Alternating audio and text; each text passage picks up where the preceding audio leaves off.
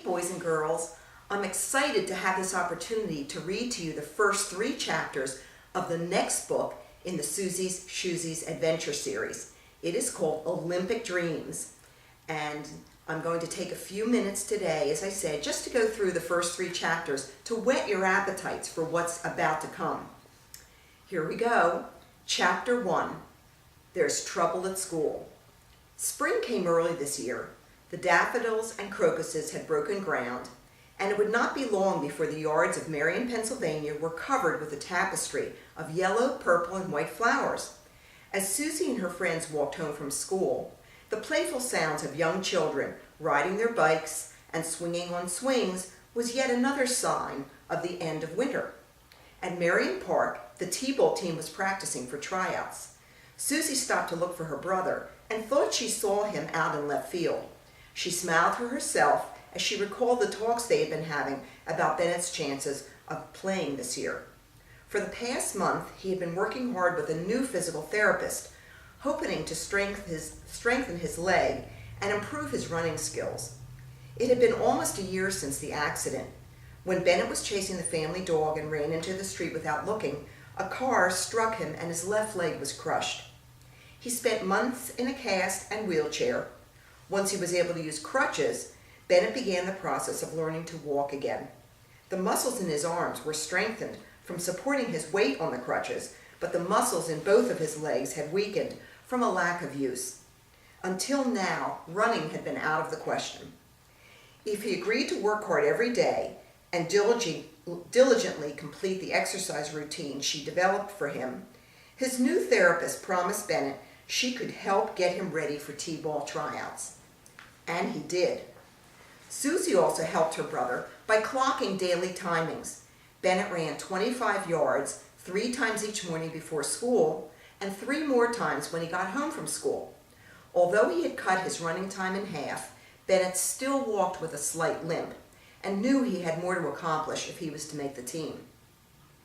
As Susie approached her house, she saw her mother's car pull into the driveway. Her dad's car followed right behind, and Susie wondered why he was home from work so early. When her mother's car came to a stop, Susie saw her brother open the car door and rush inside the house. It looked like he was very upset. Susie started to run after him, but her mother stopped her and said, "Give him a minute to calm down, sweetheart. He needs time to think about what happened and come to terms with what he can do the next time he is in this situation." "What happened?" Susie asked. It was her father who told her. "We got a call from your school. They said Bennett threw a hard ball at Carl Tracker and was sent to the principal's office. Carl wasn't hurt, but it was a dangerous situation and could have caused a serious injury." When Bennett refused to explain what happened or apologize, he was given a 2-day in-school suspension. He won't talk to us, so we have told him to stay in his room until he's ready to discuss his behavior. "Let me go in and speak with him. I have a feeling I know what happened," Susie said to her parents. Bennett had confided in Susie about his relationship with Carl Tracker and swore her to secrecy. She did not want to betray that confidence. "Trust me, I think he'll talk to me, and then we can get back to the bottom of this." "Okay, Susie, see what you can find out. We would like to know what's going on, but what's more important is having someone Bennett will open up to," her mother said. So Susie rushed inside and up to her brother's bedroom. Susie found Bennett lying on his bed. He looked up when she entered his room, and she could see he had been crying. There was no need to ask what happened. Bennett blurted out, "That miserable Carl Tracker. He can tease me and the other kids and never get in trouble. But as soon as one of us even thinks about how to get back at him, we're the ones who get caught. It's just not fair." "What did he do this time?" Susie asked. "He's trying out to be the catcher on our T-ball team. We were practicing during PE class, and while I was at bat, Carl said, 'Oh, look at Gimpy. You know we don't take wimps like you on our team.' I tried to ignore him, but he just made me so mad. The first time I swung at the ball and missed, he whispered, 'Loser. Even if you hit the ball, a turtle could round the bases faster than you.' When I turned to tell him to shut up, my bat bumped the tee and the ball fell to the ground. Everyone started to laugh at me, and without thinking, I picked up the ball and heaved it at Tracker. He is such a creep.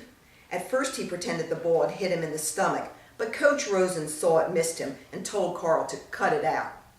Coach asked him what happened, and Carl shouted, "He swore at me, didn't he?" And the rest of the kids shook their head in agreement. They all lied. When Coach asked me for my side of things, I just couldn't speak. I couldn't believe that no one stood up for me, and I didn't want to be a tattletale.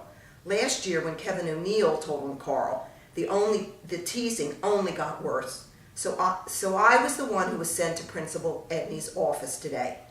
When I wouldn't answer his questions, he called Mom and Dad, and now I'm the one in trouble, and Carl gets away with being a jerk once again. Chapter 2. It really isn't fair. Susie felt so bad for her brother. Worse than how mean Carl treated Bennett was the fact that the other students did not tell the truth or stick up for him. Susie knew they were afraid of Carl and were not brave enough to stand up to him. They feared being his next target. Prior to the T-ball tryouts, Susie had talked with Bennett about what he should do if Carl made fun of him. She advised him to first try to ignore any hurtful comments Carl made. If that was too difficult, Susie told Bennett to walk away from him. If in the event Carl made any physical threats, she told her brother he had to tell an adult. If not the coach, at least tell their parents. Although she knew these were the right things to do, Susie had her doubts about whether Bennett would be able to follow her suggestions. Last Thursday, her brother had told Susie about an incident that happened during math class. Susie remembered Bennett's friend Josh had been over to play after school the day before. After several minutes on the iBox, he and Bennett did their homework together at the kitchen counter. At one point, they had asked for Susie's help on a 3-digit math subtraction problem. The next day, when it was time to turn in their homework, Josh couldn't find his. He told the teacher he had done it with Bennett, and Bennett confirmed they had finished the assignment together, but the paper was nowhere to be found. Their teacher replied, "It's not enough to do the work. You have to be organized and responsible enough to keep track of your work. Josh, you will get a 0 for the day. You were so close to getting an A in math. I'm disappointed in you." After lunch, another of Josh and Bennett's friends rushed over to let them know what he had just overheard. Evidently, Derek listened to Carl laughing with the other boys at his lunch table, bragging about how he stole Josh's math homework when he saw it sticking out of his book bag during their English class that met before math. Bennett told Derek he had to tell their teacher right away, but Derek refused. He was too afraid Carl would retaliate and do something terrible to him in return for his allegiance to Josh. The thing that upset Bennett the most was there were 6 other boys at Carl's lunch table, and not one of them was willing to tell the truth and help Josh. They just sat there and laughed with Carl, too scared of him to do the right thing, Bennett surmised. Susie understood the frustration her brother was feeling. What she couldn't understand was why he would not talk to their parents about this. She told her brother, "Mom and Dad could really help. They love you so much and know you wouldn't have thrown a ball at Carl for no reason." Bennett said, "The last thing I need is for them to go to school and make a fuss." Susie replied, "Maybe that's exactly what should happen. You know, Bennett, I saw a TV show that talked about bullying.